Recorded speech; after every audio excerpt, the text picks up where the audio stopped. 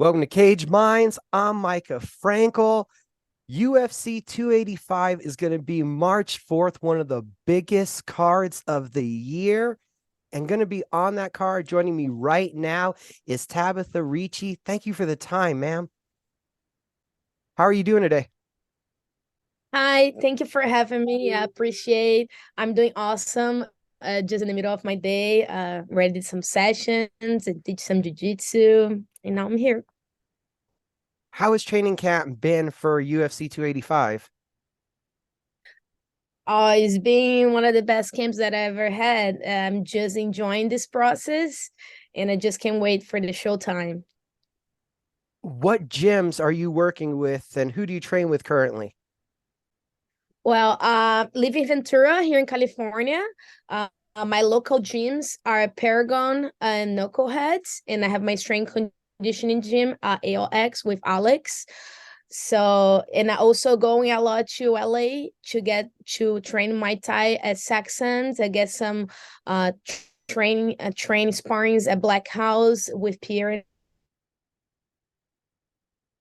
and Sabina, and I go at Ruka to train with Mackenzie as well. Wow, so you go to a lot of different gyms and get a lot of different looks in. Yep. Yep. Yeah.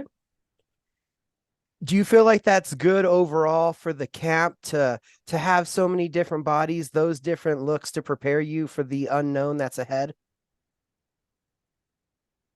Yes, of course. I think more you expose for different styles, that's gonna prepare you for anything because when you never fought someone, you never know what is gonna come, you know a little bit what you stud from your opponent, but it should be exposed for a lot of different styles that's I think that's good.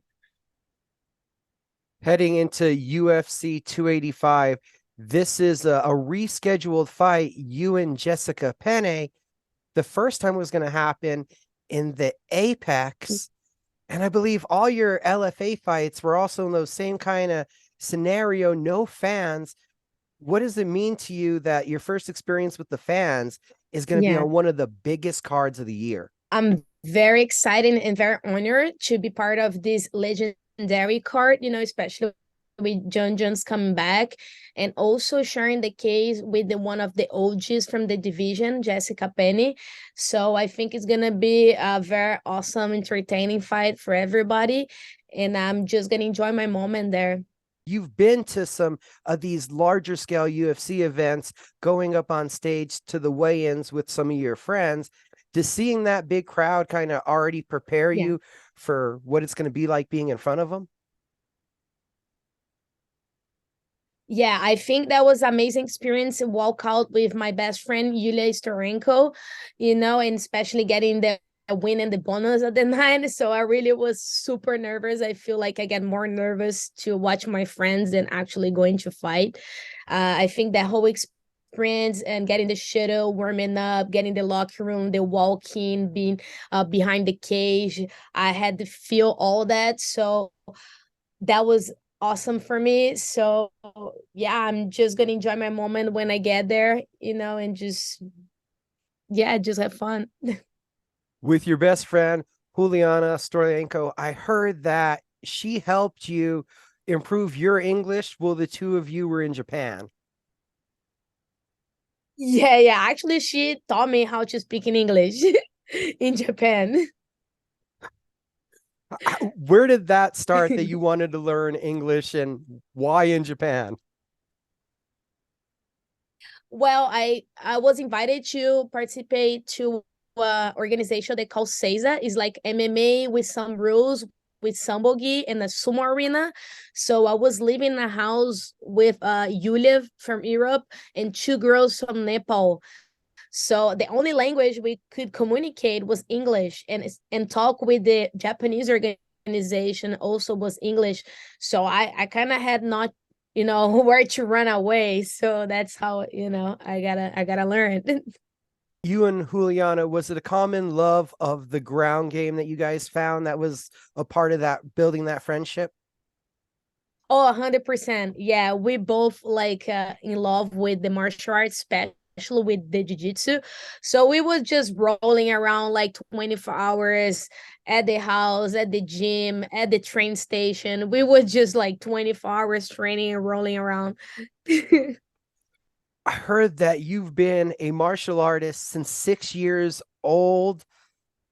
When you started out from this young, has the journey lived up to the expectations that you had as you're at those young ages starting? Well, when I started little girl, I always was enjoying training. And training for me was like a playing ground, you know. Always was fun. I always want to go to the gym. I always want to train. And I was getting older, you know. I was having a lot of experience in Muay Thai and a lot of fights in Jiu-Jitsu. So I had this big dream to one day fight in the UFC. You know, that dream come true, but then when you're fun, you start getting your job. So yeah, when I got into fighting more those martial arts, I already knew what I want to be. Talking about fun, well, opposite of fun, your last fight didn't look like a lot of fun. You had an opponent that I felt like she just kept trying to pull guard against you. Was that fight at all frustrating? Yeah, you know, I train hard. I feel like I couldn't show too much out of my training, you know. She was just laying on the ground all the time, so that couldn't show much. But now I'm excited. I feel like Jessica is super folks, and she's gonna bring some heat too. So I think it's gonna be super entertaining my next fight.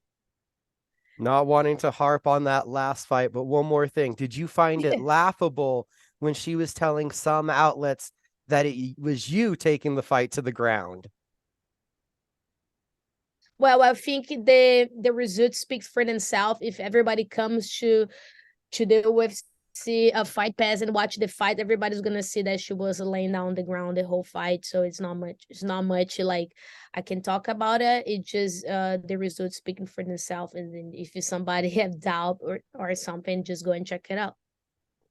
You mentioned it. This fight coming up against Jessica Penne. This is really cool. She's a pioneer of the sport. Yeah, Jessica is one of the OGs in the division. She started the division. She comes from the tough house. She fought, I think she was the first one to fight for the strawweight belt, if I'm not wrong. And she fought big names. And yeah, I'm super stoked to be fighting her, and especially on this big card.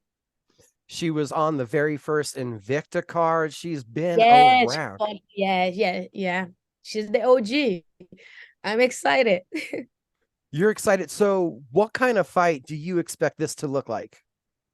Well, I think that fight can be um everywhere, you know. I think we're probably gonna be starting stand up, and then she comes from also jiu-jitsu background, so it can be a little bit similar of Polyana. So I think it's just gonna be more engaged, and I just feel like it's gonna be more entertaining, and it probably will be end with some finish. Do you feel that there's more danger that Jessica presents on the ground or standing? I feel like she's very round game, you know. She's very long, very tall. So I think I gotta watch out for everything. We never know what's come, so be ready for everything. But you know, it's hard to tell. But yeah, I gotta watch out for everything on her for sure. She has a lot of experience.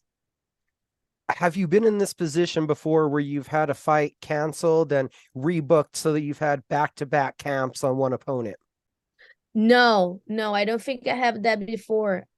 That's my first time that cancel like twice, you know, and yeah, and then I have to reschedule and the same opponent, and that was the first time. Has it felt like you've put a long time into preparing for Jessica, like thinking about her, getting ready for this one? Yeah, you know, I think this is just got me better, you know. That's nothing I can control when the fight got canceled, but I do can control how we react to that and how I take the experience. You know, I have a very awesome team around me, super smart people, my family, my friends that also give me amazing support and talk to me. So I think I would take that just as a great experience, you know, and it just gave me more time and just to get even more better and way more ready for the for this next challenge. And I'm sure you've answered this question many times, but I'm going to ask it also. Where did the baby shark nickname come from?